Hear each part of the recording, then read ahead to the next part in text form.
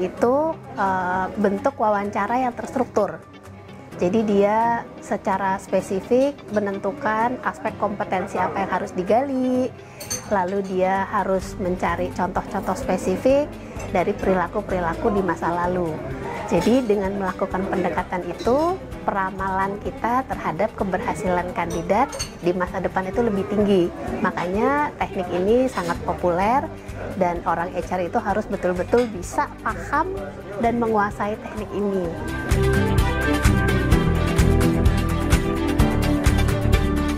Kita melaksanakan ini adalah supaya kita bisa meramalkan keberhasilan kandidat dengan lebih tepat. Jadi tujuannya adalah supaya kita tahu apakah memang dia sesuai untuk pekerjaannya, apakah memang dia betul-betul cakap, apakah memang dia dengan budaya perusahaan juga tepat gitu.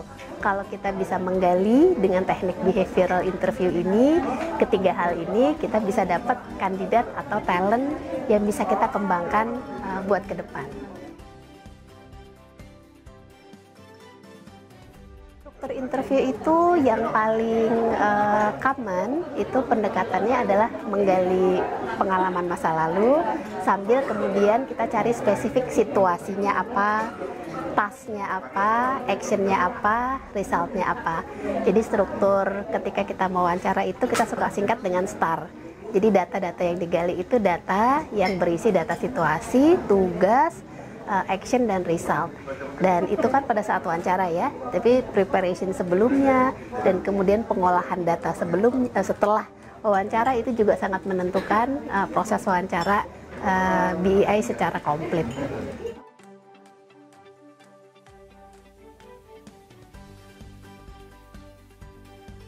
Pertanyaannya, contohnya misalnya untuk people development ya. Kalau pertanyaan yang tradisional, dia akan menanyakan misal kayak bagaimana cara atasan memotivasi anak buah. Nah, kandidatnya akan cenderung menjawab secara teori aja, tapi kita tidak punya pengecekan bahwa dia memang bisa melakukannya atau pernah melakukannya. Jadi itu yang pertanyaan yang tradisional. Dengan pertanyaan dengan aspek yang sama, bagaimana cara memotivasi anak buah, itu contoh pertanyaan behavioralnya jadinya ceritakan pengalaman Bapak saat menghadapi anak buah yang kurang termotivasi. Nah, dengan bentuk pertanyaan seperti itu, maka data yang digali adalah pengalaman masa lalu dari si kandidatnya. Itu perbedaan dari bentuk pertanyaan yang tradisional dengan pertanyaan yang behavioral.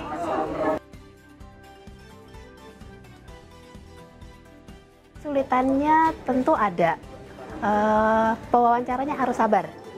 Ya, pewawancaranya harus betul-betul memperhatikan jawaban si kandidat dan tidak hanya memperhatikan jawaban kandidat tapi juga nonverbalnya, bahasa tubuhnya.